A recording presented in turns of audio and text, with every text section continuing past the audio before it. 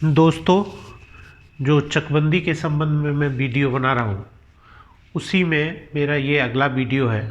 इसमें मैं चकबंदी में प्रयुक्त होने वाले या चकबंदी जब करते हैं तो उसमें बहुत से फॉर्म्स बनते हैं। तो उन फॉर्म्स के बारे में एक संक्षिप्त विवरण दूंगा, जिससे जो जिनके यहाँ चकबंदी हो रही है वो लोग भी, और साथ ही साथ जो लोग चकबंदी की प्रक्रियाओं में जुड़े हुए हैं उनको भी इससे काफ़ी लाभ होने वाला है। तो देखते हैं कि चकबंदी प्रक्रियाओं के अंतर्गत कौन कौन से फॉर्म यूज़ में लाते हैं। तो चूंकि आप जैसे समझ रहे हैं कि चकबंदी का मतलब है रीअरेंजमेंट ऑफ चक, यानी हम नए सिरे से चकों का निर्धारण कर रहे हैं। जो पुरानी गाटा संख्याएं हैं उन सब को तोड़ के नई गाटा संख्याएं बना रहे हैं, यानी पुरानी सारी मेड़ें हटा रहे हैं। तो सबसे पहला काम तो हमारा ये होगा कि हम मौके पर जाएं और हर एक खेत का, यानी हर एक गाटा संख्या का एक पूरा विवरण तैयार करें। तो जो गाटा संख्या का एक विवरण तैयार किया जाता है वो खसरा बनता है उसका, और उसको कहते हैं CH2A, खसरा, चिट्ठा, या इसको आप कह सकते हैं प्रारंभिक अभिलेख है। तो ये एक खेत को केंद्र में रख कर के तैयार किया जाता है। मैं आपको बता दूं कि जैसे ही खसरा जहाँ शब्द आएगा उसका मतलब ये है कि उसके केंद्र में उसका सेंट्रल पॉइंट जो है वो खेत होगा, और जहाँ खतौनी आएगी उसका सेंट्रल पॉइंट वो खातेदार होगा। तो जैसे ही हम खसरा तैयार करेंगे इसका मतलब कि अब हम एक खेत की पूरी डिटेल तैयार कर रहे हैं।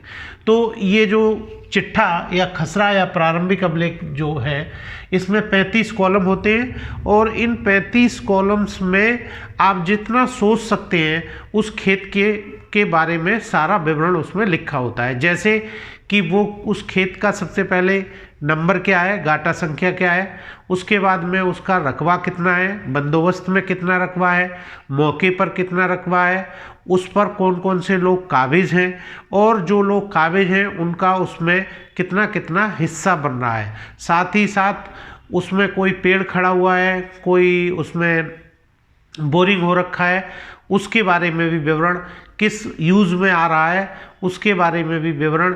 या और पहले इसमें ये भी था कि खतौनी में किसी के नाम अंकित था, ये कोई दूसरा उस पर काबिजदार था, तो पहले ये एडवर्स पोजीशन के 3 कॉलम थे उनको भी लिखा जाता था, लेकिन अब ये कॉलम हटा दिए गए हैं, ये एडवर्स पोजीशन वाला उस पर नहीं लिखा जाता है। तो बाकी जितनी भी डिटेल आप सोच सकते हो उस गाटा के बारे में सब कुछ उसमें अंकित किया जाता है। उसका विनिमय अनुपात, उसका जो है विभाजन का जो क्षेत्रफल है वो भी। तो इस तरह से इसमें कुल 35 कॉलम है और पूरी पड़ताल है एक तरह से ये। तो इसमें CH2A बनाया जाता है।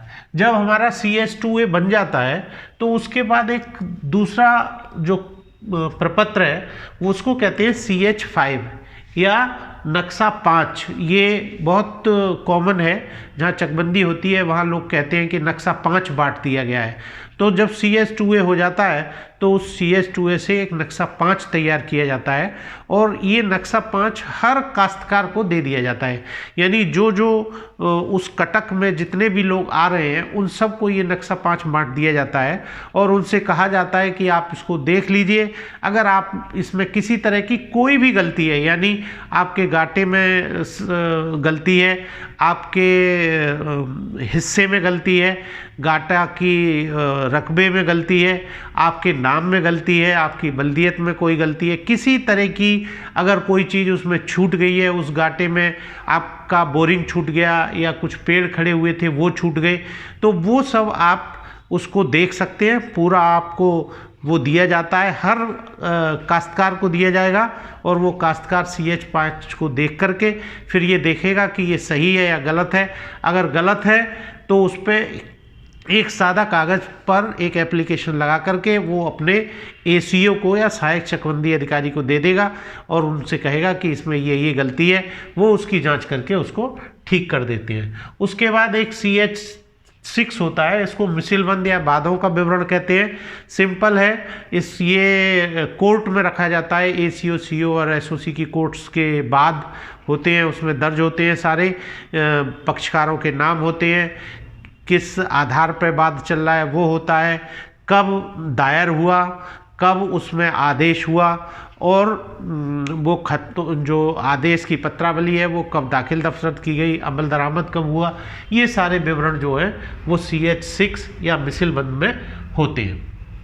उसके बाद एक CH11 बनता है जिसको पुनरीक्षित खतौनी या रिवाइज्ड खतौनी कहते हैं। ये 20 कॉलम की होती है।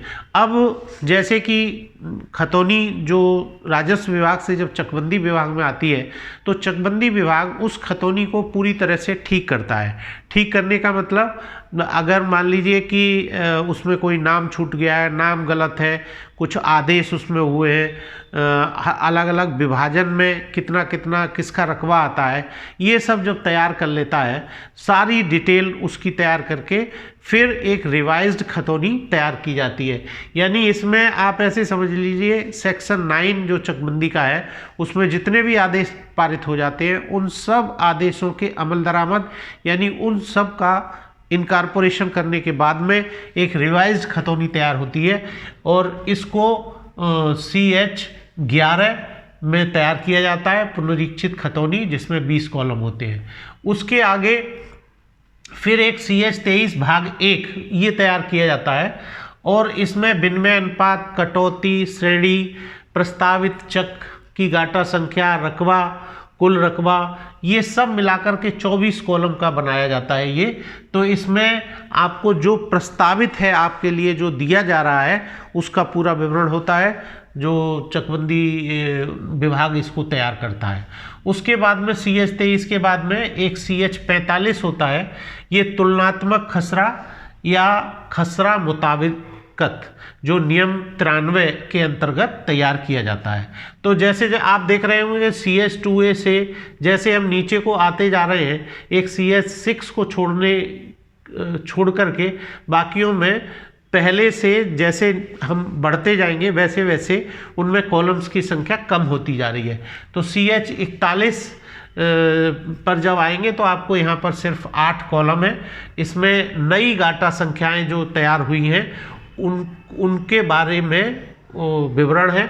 नई गाटा संख्या और नया खाता संख्या, पुरानी गाटा संख्या, ये सब इसमें दर्ज होती है। इसीलिए तुलनात्मक खसरा कहते हैं कि नई गाटा संख्या जो बनी है वो और पुरानी गाटा संख्या दोनों का विवरण इसमें साथ साथ चलता है। तो ये CH41 हो गया तुलनात्मक खसरा। उसके बाद में CH45 बनाया जाता है। ये चकबंदी विभाग का सबसे आखिर का प्रपत्र है, इसको नई खतौनी कहते हैं। ये नियम 97 के अंतर्गत बनता है। इसमें फिर ग्राम का नाम, परगना, तहसील, जिला, ये और यहाँ पर खतौनी खाता संख्या से चलती है। चूँकि ये खतौनी है तो आप देखेंगे कि खतौनी की खाता संख्या पहले आएगी, फिर खातेदार का नाम, जोत प्रारंभ होने का वर्ष, जोत कब से, चूँकि ये नया इनको मिला है तो जिस साल चकबंदी हो रही है वो लिखा जाएगा। फिर जो नई गाटा संख्या है वो लिखी जाएगी, क्षेत्रफल लिखा जाएगा, मालगुजारी लिखी जाएगी और विशेष विवरण लिखा जाएगा। तो इस तरह से ये प्रपत्र बहुत होते हैं, लेकिन ये जो मुख्य प्रपत्र चकबंदी के होते हैं वो मैंने आपको एक इनका ओवरव्यू दिया है जिसमें जो मुख्य यूज़ में आते हैं वो हैं। वैसे ये चकबंदी के प्रपत्र काफ़ी बड़े बड़े हैं तो ये जब तक आप उनको खुद नहीं देखेंगे तब तक समझ में नहीं आएंगे, लेकिन एक मेरे वीडियो देखने के बाद में अगर आपको पूरा देखने का मौका मिल जाएगा तो आप उनको आसानी से समझ सकते हैं। धन्यवाद।